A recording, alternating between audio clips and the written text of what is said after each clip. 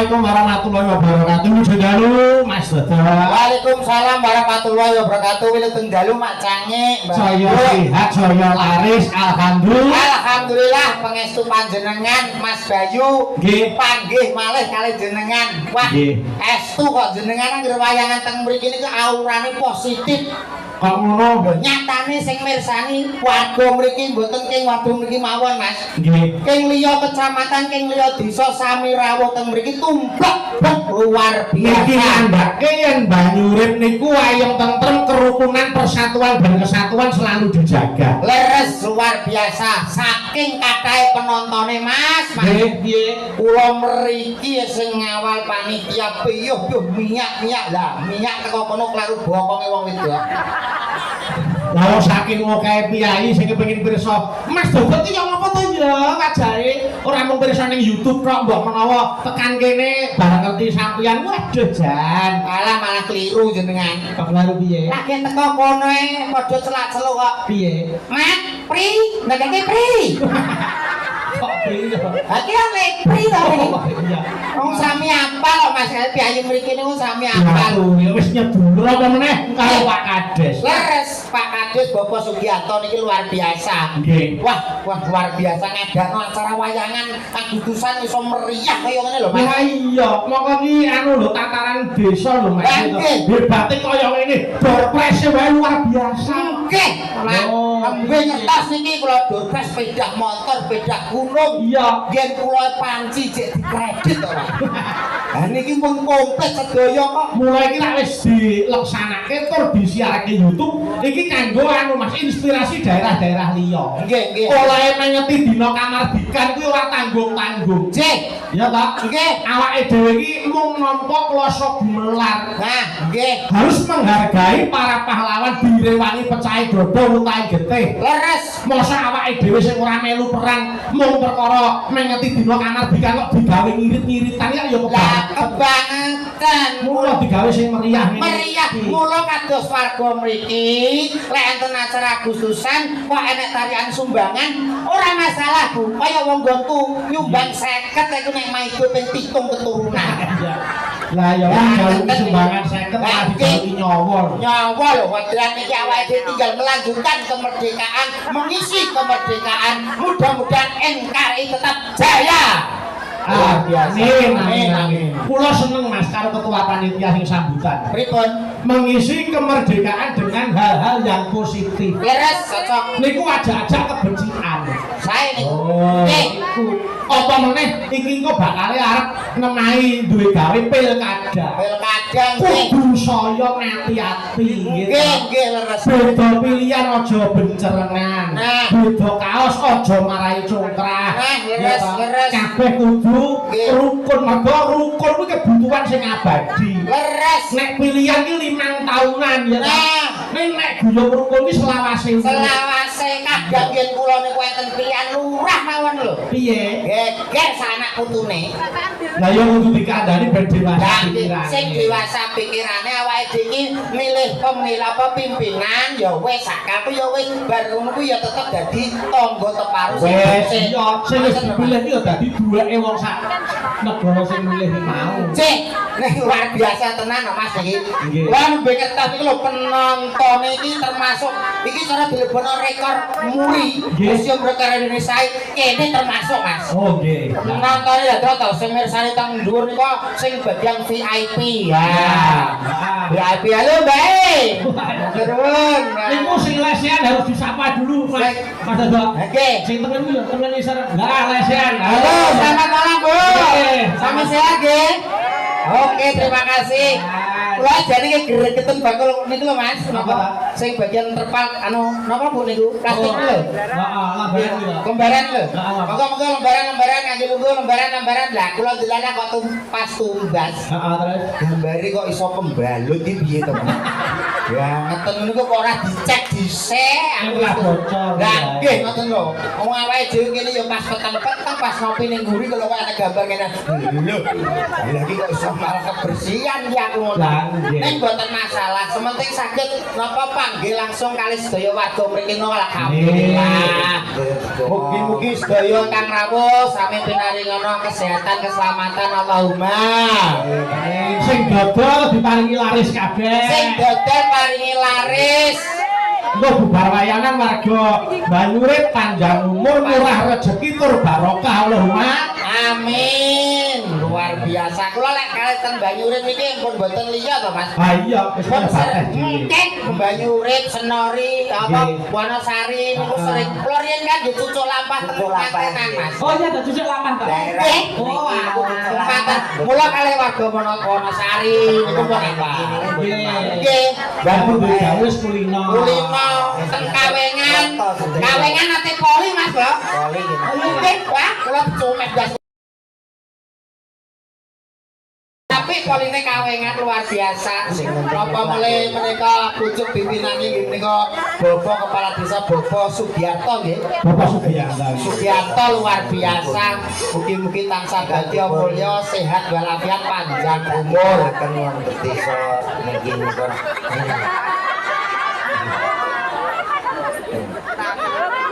Kowe ngemimel kaya demang kurang lakon lho. Lah aku ngenteni dijak omong ya kapan. Lah kowe apa pengen ngomong? Lah piye mbok aku bisu aku. Ya nek kowe ra bisu ya rasa nesu to su. Lho, kok kowe nak sumu. Lah piye to kok sok kleru anggere omongan karo kowe iki? Masa kok gak gentenan belas. Gentenan nyapa kowe wong awake dhewe iki kaya dulur ya sagruk budal kok ninggal nyapa lho kowe. Ya wis sawi yo. Wis tak omongi to aku cek pedicure.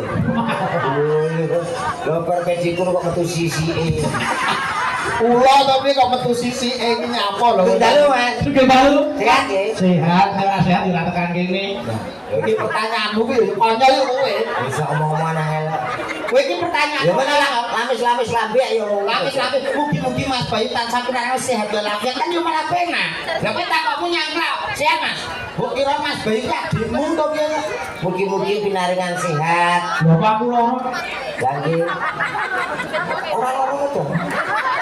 Mbok kok nyatane karo niki nyuwun sewu Mas. Pripun, Mas? Jenengan wayangan teng mriki pun ping pinten? Wah, niki pecah telur, Mas. Pisah telur nggih. Niki warga Banyurit wayangan yang digawe Pak Kades baru kali ini. Sejarah niki nggih. Luar biasa mugi-mugi tahun depan juga wayangan lagi. Lebih meriah dan lebih meriah lagi. Biasanipun nak mantun wayangan teng mriki. Pun niki getok keluar teng desa-desa kecamatan sak kiwa terening mriki. Biar ketularan arep ora ki urusane apa ora. Lah nggih. Mbok menawi anu. Nah, ora percaya yo wis. Warga mriki niku insyaallah Mas, warga ingkang remen kalih budaya. Amin. Menapa meleh wayangan ngene asline pun diantu-antu kae. Betul, Saestu. betul. Lek kalih seniman-seniman ini sami remen ya, Mas. Oh, saestu mriki apa-apa diajeni wayang iya ketoprak iya tayub iya hebat. Niki cocok niku melestarikan budaya. Niku warisan nenek moyang Betul, ngeten nggih, nggih. dadi uri-uri. Lah iya ora piye. Nggih ngoten, soalnya sebagai warga yang baik itu harus nguri-nguri kabudayaan, ngono lho. Tak kene, nek tekelan loro kok sing siji sia-sia. Iki dilengkas wis mulai udan deres Fakino. Kok nek wis kadung tanggapan yen sewu. Kok nek sampe kualat karo aku. Olah kalah. Kowe iki kuwalati kowe iki apa kucing? Lho, tanggaku enek nangkap dalang lokal. Wayah jenenge udan-udan kaya laron metu. Ibri-ibran sakniki metu. Iya. Ki sing mekan gur lampune dalang gitu. Akhirnya kan ngumpul ngono to. Iya. Wayah suluk. Kelebon laron. Ya dalang kono. Dalang kono ya sapa ngerti kok kene barang. Lho, iki padha karo dungane sampean kok elek kowe. Oh, aku ora dijak omong. Wis Mas Bayu ngejak mong Lah sampean iki kok. dikira ape ndelok ngono to. Lah terus piye? Sak meneh biyane lho pengen roh aku. Lah alah kemijinet lele. Potonganmu kaya cidung bensin. Ngobong kowe iki. Ini ki asline sing pengen didelok ora kowe. Sapa? Lho bintang tamune kali Mas Bayu. Niken Salindri nggih mboten Bu? Oke, piye ora didelok kok oke ngono kok. Asline aku yo ora ndok delok lho Mas. Lek Mbak Niken metu sing awal polisi TNI lah aku metu ki lho panitia karo nggawa sego kotae. Dianggep laden aku malah. Ya ngeten wae Dia gak ngamping sebuah kotak ya wis teko kene kok. Jadi sapa? Aku ngamping panitiane iki gede-gede kok sok. Niku nanggake nek sampeyan berdua iki ngrejekeni. Mas Dodo Mas Komat rawuh bareng karo Darang kuwi tegese ngrejekeni. Lek kula Aja cilik atine. lek kula ngrejekeni. Nggih. Nek iki nyengkalani. Cak Komet. Nggih. Ora usah gelo. Mboten jenengan ki ngoten kok. Wis lah Petung ngene di sia-sia. Mboten. Niku saka rasa tresnaku karo panjenengan. Lah nggih tak omong-omongan iku mbok ditanglet. Nggih. Ngoten lho. Heeh. Nyuwun pangapunten Cak Komet. Nggih. Mbok kula nyuwun tulung Tuban niku kecamatane pinten cacahnya sebutke kabeh. Tuban niku enten dosa. Dosa ya, capur kene Nyuwun pangapunten lurah sak Tuban niku cacahe pinten to men doa dadi kudu ngerti. kene tok goblok. Nggih. Wah, lelah aku ora usah takok indah ya. Lha takok kok lurah sak tuban lho. Ngurteni kuwe ki angel, Mas. Urutane piye kok pertanyaane ra mutuk. Kuwe sing gak moto ki kuwe pertanyaannya Mas Bayu itu pertanyaan tingkat tinggi. IQ-nya di atas rata-rata. Lah kowe IQ-mu jongkok cek dingkel-ingkel kok, Mas. Ngono lho, Mas. Aku ngerti nek aku goblok kok mbok kancani. Lah sing nanya yo kuwi tok. Omonganmu. Jajal to, kowe ngomong sing jelas sing penak. Mas Bayu bikin mriki jam pinten wau perjalanan pripun lancar kan yo ngono to, Mas. Bau berjalan lancar. Lancar. Pipis lancar. Lho, kok pipis lancar tak? Aku tenan lho iki. Pipis lancar itu berarti sehat. Oh, berarti iya. Kalau anu sakit iki jenenge nyangan-nyangan. Kula matur nuwun dumateng sedaya kemawon masyarakat Manyurip. Ngeri ya, Mas. Matur nuwun Pak Sugianto, Bapak Kepala Desa. Ngeri ya, Mas. Apa nih? Maksudnya acaranya lo mau ngeri. Kok ya biasa. Hadiah pedak motor, pedak gunung piye kok iki gak ngeri to iki? Geden-gedenan lho, Mas. Lho iki hadiah lho. Iya kok. Tak kira toko sepeda. Ngawur Kamu kok blecek terus aku. Salam-salam dulu untuk para pameriksa. Nggih, nggih nyuwun saya. Mas Dodo ayo. Nggih nyuwun saya Mas Bayu. Nggih. Bapak Ibu ingkang tansah kinurmatan. Assalamualaikum warahmatullahi wabarakatuh. Waalaikumsalam warahmatullahi wabarakatuh. Ingkang tansah kinurmatan menika keparing lenggah Bapak Nggih. Kepala Desa, ugi Bapak Kapolsek, Bapak Dan Ramil, Nggih, Pak Camat. Pak Camat, Sugeng Rawuh Pak nggih sembah nuwun rawuhipun. Ugi sedaya warga mriki luar biasa ngerti lek enek tontonan wayang, enek bintang tamune ayu, masa iya kita ayu-ayu. Alhamdulillah. Mengeti adicara kemerdekaan niki nyuwun suwantene kersane tambah semangat. Kula maringi jenengan semangat kemerdekaan nggih Bu nggih. Makene kula merdeka jenengan jawabi merdeka ngoten nggih. Panjang Pekrawit Ibu Aragono Nggih. melu. Melu. Ayo. Kersane semangat, kersane kompak, kersane mboten buwe rang-rang ngantuk, supporter bal-balan. Luar biasa. Sebelah sini minta suaranya merdeka. Merdeka. Merdeka! Sekali merdeka tetap. Merdeka! Yang depan boleh minta suaranya yang keras ya, biar tidak ngantuk semuanya yang kompak. Merdeka. Merdeka! Merdeka. Merdeka! Siapa kita? Dagelan. Dagelan gundung. Awake dhewe dagelan aja. Ya Mas, ini kan wong Indonesia lho Mas, kaya ning TV-TV lho. Mosok lali kowe awake dhewe Indonesia. Ya wis ora kok Indonesia Lah, iya. Indonesia. Lah nek kowe piye? Apa nih? Iki iya to wargane iki wis tak unene, iki wis tak unene sampean bagian kono. Wah, para pejabat-pejabat. Kok ono aku Wis ora bagiane wis ditul dhewe-dhewe kok so. bapak-bapak. Iya to menika ingkang rawuh Bapak Pak Camat, Pak Dan Ramil, Pak Kapolsek. Pak Kapolsek. Hati lho kowe Ngapunten, Dek. kowe kelaru sithik sikilmu bolong lho kowe. Sok ngene pistol. Mulane kowe sing tegas. Salam merdeka salah tek kleru. Kleru tembak tenan. Iya ta Mas. Enten dagelan omongane ra kena yo sikil bolong Mas. Lah iya. Medeni ngono sae. Dengkul dicacahi cilik gitu. Piye lho? Dagelan iki ora main-main Mas dikiroi guyu terus gak tau nyawa no. Apa merdeka kelangan dengkul. Ora merdeka yo kowe. Kowe melak negara ndi kok ora merdeka wis iki piye? Zimbabwe. Karane Indonesia. Berarti Bapak-bapak nyen sewu nggih. sing sopan iki pejabat Pak polisi tahu Pak Camat itu komen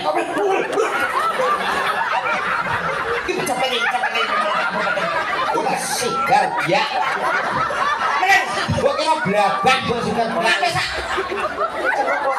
hati-hati le rono ndak kok enak ora beliau pejabat wis seru wis nek mulang mosok yo nang kono to wong iki nang kono orang genah ndang mulang mari ganggu bana nggih Serdeka Serdeka jubul ngono Serdeka Serdeka kok mbok kleru serdadu bareng iki Bapak jenengan jawab kok jenengan karo pejabat kok jenengan ngajo kok rene unggah-ungguh sopan santun to ya sewu piye to iki panjenengan mungkin merdeka ngoten nggih nah boten nggih boten apa-apa sing tegas lah tegas lho pejabat kok digatai kowe merdeka getak pejabat wani kowe kan sapa sing wani pakai kok getak dadi kok ngono maksud tegas sih suaramu sing tegas merdeka ngomong di ora nek senyauri ngono Bumun piye to, delek to, warga lah iya aku ijo ye ora iso wis bagiane nggih Mas. oh iya lho Wong wis enek bagiane kok aja sok rebut bagiane kancane wis nek nggone dhewe-dhewe sing bagene. Kok aku yo nggake yo apa-apa. Ora iso pokoke wis tak bagi aku. tak tapi seket Ora perlu. seket Ora moh aku. seket mah Moh. Seket. Bapak Ibu semuanya yang dari sini. Merdeka! Bapak-bapak, ibu-ibu, para pejabat semuanya, jangan sampai kalah dengan yang sebelah sini. Merdeka!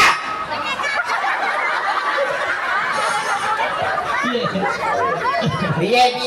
Merdeka, Pak! Merdeka ora. Merdeka Alah, komet nyuwun sewu Mas. Apa? Nek isin apik, Sapa iki? mripate apa wajahe nyingkup ngono dhewe. Ora, aku Nyingkup koyo nyelok padha. merdeka Pak nggih. Sebenarnya ngatine merdeka.